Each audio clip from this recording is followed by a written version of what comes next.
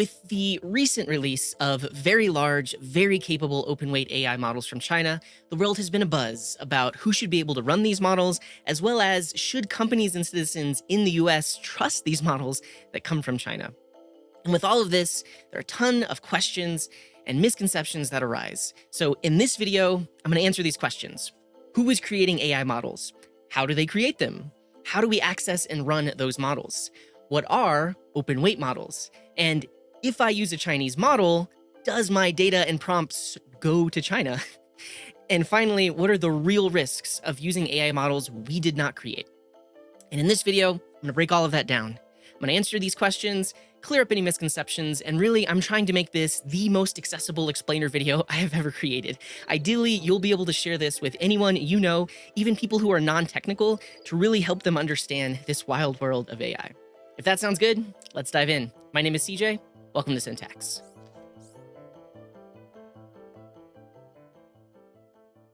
Now, first, let's set some ground rules about words and language I'll be using. When I say the word model, I'm talking about an LLM or large language model. A lot of people just call it AI or artificial intelligence, but in this video, I'm going to use the word model. And a model is basically the thing you get access to when you go to chatgpt.com or gemini.google.com or claude.ai. And a model is a standalone thing created by an AI lab. And there are AI labs all over the world, but the biggest and most capable AI labs are based in the US. And this includes OpenAI, who created ChatGPT, Anthropic, who created Claude, Google DeepMind, who created Gemini, and xAI, who created Grok. And the models these AI labs create are known as frontier models. That is, they're at the forefront of model creation. They have the most funding, the most resources, and some of the smartest people in the world working on AI. There are also China-based AI labs like DeepSeek, or Alibaba Cloud, who created Quinn, or Moonshot AI, who created Chemi, or ZAI, who created GLM. Now, how do these labs create these AI models? They used incredible amounts of computing power to slowly create a model by analyzing vast amounts of data, essentially the entire internet. And this process usually takes many months and billions of dollars in hardware and electricity.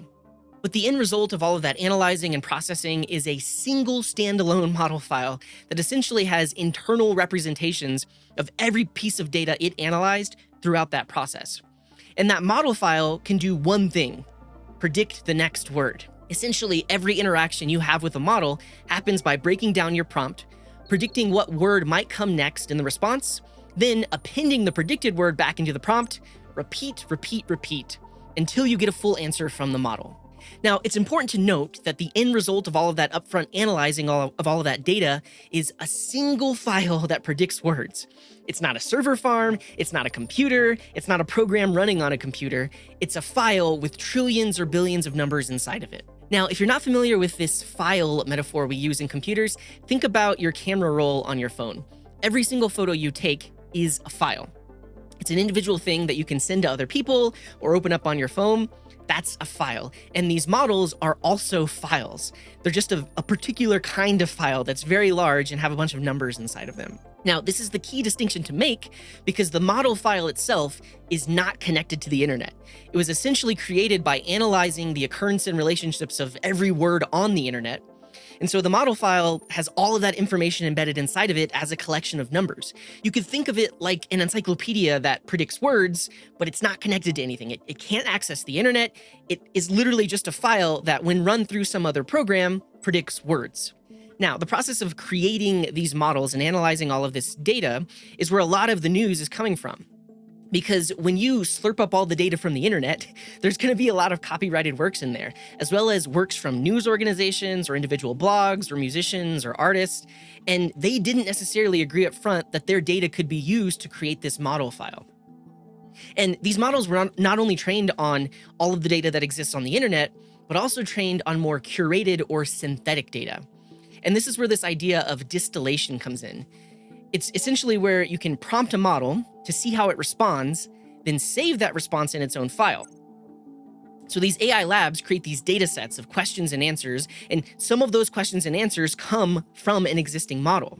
And there are actually a lot of open data sets online that are essentially this distillation of these models, because the models really are just a black box. They predict words, but there's no way for us to really know what's going on inside of them. So in order to figure out their capabilities, we essentially prompt them over and over again, and then we save all of the good responses in a file that include, this is the question that was asked, and then this was the response that I got back.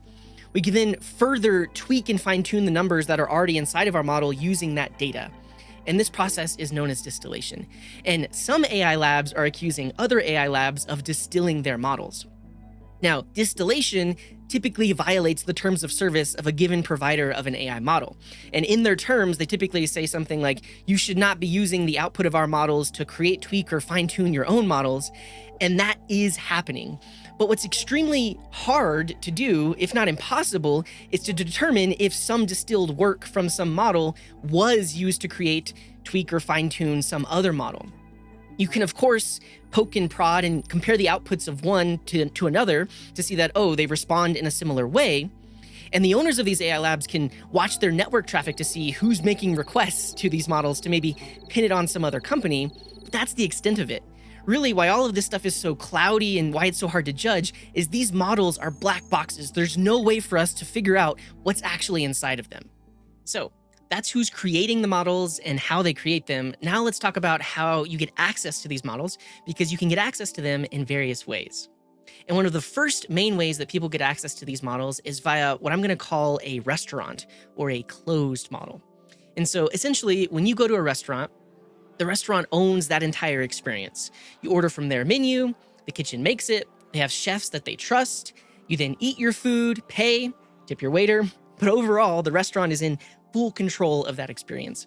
And this is essentially what you get with the closed aspect of models. And so the models that you interact with at chatgpt.com or gemini.google.com or claude.ai are all closed models. The only way to get direct access to those models is to go to those specific websites or use their specific apps. They control the entire experience. They can choose whether or not they answer certain types of questions. They can choose how long and how often you get to use the model, and they get to set the pricing. And so closed models are the majority of how people interact with these models, especially if you're in the United States. But there's another type of restaurant that has brick and mortar locations and controls the whole experience, but also potentially publishes and offers all of their recipes online so people can make that food at home. And one of the best examples I could find of this is the Cheesecake Factory. When you go into their restaurant, they have a massive menu and lots of stuff to choose from. But if you go to their website, some of their most popular menu items are actually freely available as recipes for you to look at and make yourself at home. And so while they're in full control of the experience when you go to the restaurant, if you make these recipes at home, you're in control. And this is much closer to what Chinese AI labs do, where they're actually in control. If you go to their website like Quinn.ai or Z.ai or Kimi.com, you can access their models in the same way you would get access to the closed US models through their website. And when you visit their website or use their app, your prompts and every bit of data that's used whenever you're interacting with that model is traveling to China. But all of these Chinese AI labs also offer up what are known as open weight models, which is like publishing their recipes online. And when they do that, that actually means you can download these open weight models to run them on your own computer or your own hardware or your own servers in the cloud. Now, we will come back to that idea of open weight models in just a little bit, but let's talk about food some more, because the other way that you get access to food is via food delivery. You can pull open your phone, open up one of these food delivery apps, choose from any number of restaurants, and then have that food delivered directly to your house. But at the end of the day, the restaurant is still in control of that food. It was cooked in their kitchen, and the only way to get it was via this third-party service. Now, in the world of AI models, this type of access is known as API access. And all of the AI labs mentioned allow us to interact with their models in that exact same way. And this allows us to interact with other apps and services that have AI model features inside of them, but those other apps and services aren't necessarily the creators of the model. You might, for instance, go to a website and there's a chat box on it that says, "Would you like some help?" And when you're chatting with that chatbot, it kind of feels like you're talking to a model from one of these AI labs, because you typically are. But that website or app is actually communicating with that AI lab. And that's what's allowing you to get that experience inside of that website or app. And we see this common integration with code editors or image editors or email applications. Essentially, it's the app that you're used to with a little bit of AI sprinkled on top. And the way that happens is via API access. Now, another way to get food is through meal kit delivery. And if you haven't heard of these services, essentially you can subscribe and they'll send you a refrigerated box of ingredients along with recipes that were curated from various chefs or restaurants. But then you get to cook that meal in your own kitchen.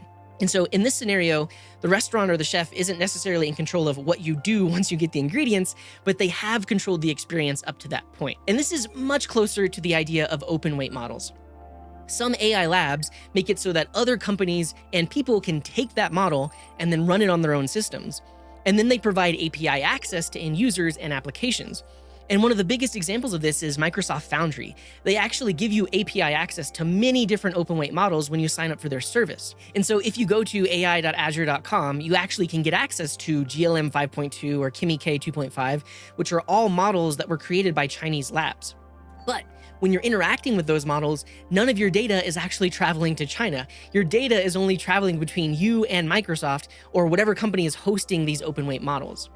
And when you access models in this way, the creator of that model has no idea that you're even interacting with that model. Like we talked about earlier in the video, a model is just a standalone file. It's not connected to the internet. So when that model is being run by Microsoft, the AI lab in China that created it has no idea that they're actually running their model. They basically handed it off, and now at that point, Microsoft is in full control. Now, one of the last ways you might get your food is through home cooking. You pick out your recipes, then you source all the ingredients, and then when you get home, you cook it yourself. But because you're in full control, you can improvise. You can add more ingredients, you can skip ingredients, you can change the portion size. You're completely in control. And this is one of the other things that open weight models give you. Not only can we run them ourselves or access them via some third-party provider like Microsoft, you can actually fine-tune them. That is, tweak the numbers inside of them to make it more purpose-built for what you're trying to do. And we actually see a lot of large companies or enterprises doing this. So instead of having to be dependent on some other corporation like Microsoft, they spin up their own infrastructure internally, and then they run these open weight models, and they can fine-tune them so they can better work for their organization. You can essentially take a model and fine-tune it about specific data about your organization, like how your company works, your org chart, maybe specific trade secrets that you don't want to be hosting on some third-party service. And you can do all of that internally with open weight models. And that's really one of the main benefits and one of the main misconceptions I want to clear up, because this is a real benefit to US-based companies. If we can take these open weight models and modify them so that we can better do our business or whatever that may be, and not necessarily have to depend on a large AI company like OpenAI, Anthropic, or Google, really just do it ourselves, that also breeds innovation. We don't necessarily have to wait for these AI labs to make their own progress in terms of releasing newer and better models. We can take existing open models and then make them work really well for one specific purpose or one specific business case. And one of the last benefits of this do-it-yourself type of model is the fact that regular plain old people like you and me can actually run these models ourselves inside of our homes. And so at that point, you don't even have to be connected to the internet. And if you have the right hardware, typically it's very powerful gaming machines, you can actually run these local models inside of your own home and never even touch the internet. And so, if we think about the different ways to access these models, as you can see, there are pros and cons to all of them, but it's not all bad. And that's really what I'm trying to get across here. If you're accessing open weight models from a Chinese provider, then yes, your data is traveling to China. And if you have trade secrets or intellectual property, you probably shouldn't be doing that. But if you have your own infrastructure or maybe a business agreement with Microsoft Foundry or something like that, then running these Chinese models actually doesn't introduce that same risk as sending your data over to China. Now, let's get into what open weight models actually are. As I mentioned at the beginning, a model is a file. It's a file that has trillions or billions of numbers inside of it. And when an AI lab makes their model freely available for people to download and use, we call this open weight, because we can actually look inside the model file and see all of those numbers or weights. And this is where we can make a clear distinction between open weight and open source. Now, open source is a term that comes from the world of software. It's how we license open source software. But the main difference here is that we can see the weights, the numbers inside of that model file, but we can't actually see how that model was created or what data was used or what actually encoded all of those weight values inside of the file. Now, what you actually do with that model file itself is also under a license and sometimes the terms of service, and that's where this is closer to open source software. And in this scenario, models have a license or a terms of service, sometimes even an open source license, that dictate what can be done with their models once you've downloaded them. For instance, DeepSeek models are released under the MIT license, and this means that anyone is allowed to download, run, and even profit from their models. So as a US citizen, you could start your own AI company that basically just runs fine-tuned or tweaked DeepSeek models. You don't even have to have an AI lab or billions of dollars. You just need to rent the infrastructure, and now you've got a business selling custom access to custom AI models. But in contrast to that, there are models like Llama from Meta that have a license which cap free commercial use at 700 million monthly active users and a competitor restriction clause that blocks entire industries. So while these Llama models are open weight, we can see all of the weights inside of them, we can't necessarily start a really large business using them.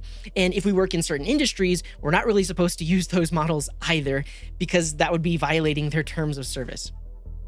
Now, the other thing to think about is, even though these open weight models are free to download, they're not necessarily free to run. Models require hardware and electricity to run, and the scale of open weight models varies drastically. There are some open weight models that can run on your phone, and that usually means they're 1 billion parameters or weights or less. Then there are some models that require massive servers with dozens or hundreds of GPUs to run, and typically those are models with trillions of parameters. And typically, the size of the model indicates how well it performs. And so this is where we get to the recent news. If you look at the models released by Moonshot AI with Kimi or Alibaba Cloud with Quinn, those models have over 2 trillion parameters. And it's been shown that these models are just as good, if not better, than some of the frontier models that come from US-based labs like OpenAI or Anthropic. And this is where legislation and laws and access to these models gets really tricky. Right? We recently saw the ban of the model called Fable from Anthropic for anyone that is not a US citizen. And this was due to claims that it was too easy to use Fable for computer hacking. And Anthropic essentially had to disable access for everyone because there's no way to distinguish between a US user or foreign user. Now, Anthropic eventually added more guardrails, and now we all have access to Fable again. But we're running into really tricky territory where the US will potentially not be able to control who has access to these open weight models that are now even more capable than Fable. And it's not as easy as just issuing a sanction on a company, because a lot of the times users are just directly downloading model files to their computer or their own servers. So of course you could block servers or have a firewall go up in the United States that blocks all access directly from China. All of these things could happen, but it's important to note how all of these things actually work, where the model is actually running, and who's actually in control of it. Now, there's one more tricky thing to think about when it comes to models themselves, and this is regardless of whether they're closed models from the big frontier labs or they're open weight models that you can run yourselves. Like we showed with open weight models, it's just numbers inside. You have no idea what went into the tweaking or tuning of those numbers, or what data is actually encoded inside of that file. And this means that there could be inherent bias or potentially malicious things inside of that model in terms of what it generates. And there was a recent study done by Booz Allen Hamilton trying to determine, do these Chinese models, even if we're running them ourselves, let's say we're not talking to them hosted in China, do they have inherent biases? And the questions they were trying to answer were, do Chinese models generate more vulnerable code based on who's asking? Do Chinese models refuse to engage with political topics that are sensitive in China? And does the model's country of origin affect code quality and content behavior? Now, this is very important because if you're using these models for coding, which is one of the biggest areas of using AI if you're building apps to code, it's possible that the outputs of these models may try to profile and determine where you're prompting them from, even if you're running them locally. If you're running them inside a code editor, they may make tool calls that try to look up what country they're running from, or your IP address, or what's your current time or language set to. And there might be internal workings that say, if you're prompting from a certain area, it should respond in a certain way. And the result of that study says, in short, yes, on all accounts, our testing revealed 2 core findings. 1, Chinese LLMs produce more vulnerable code when prompted with a US government persona than without. and the vulnerabilities are highly obfuscated. 2, Chinese LLMs inject PRC-aligned political bias into both the answers and the code they generate. So that means if you're using an AI model, again, even if you host it yourself, no data is going to China, but you're using it locally, it's possible that it might actually introduce vulnerabilities into your code. Now, whether or not this was done on purpose, there's really no way to tell. All we can do is just prompt these models, these black boxes, and get predictions out of it. And we could do it over and over again and maybe check to see, are we always getting that same vulnerable response when we use that same persona? But that's really the inherent risk of using something that you cannot look inside of. And the same risk goes for using models from the big US AI labs, right? ChatGPT, Claude, Gemini, we can't see into those models. We don't know what inherent biases they have. We don't know what data they have or have not been trained on. And we actually see that sometimes they hallucinate or they give us the wrong information. And we're supposed to be responsible enough to not just accept those bad answers and basically correct the model ourselves, even though we're paying for access to that model from some big company. And so it's not something we can just hand wave over and say, well, if you're running it locally, that doesn't mean you're not prone to something bad happening. But it is one thing to consider, because if you're, let's say, a large enterprise, maybe you want to fine tune some of these open weight models yourself for use internally, you probably want to have internal checks for what types of biases they have as well. Now, at this point, hopefully I've answered the questions you've had or cleared up some misconceptions, but if you have any more questions, or maybe you think I got something wrong, or maybe you have some clarifications that you'd like to give, please throw them down in the comments. And like I mentioned earlier, if you think someone else would benefit from all this info, please share this video with them. Now, if this kind of thing interests you, I have several other deep dive videos on computing and networking, full stack development, how LLMs work internally, and also how to run local models on your own hardware. So you can check out these videos somewhere here on the screen. All right, that's all I got. Thank you for watching, and I'll see you in the next one.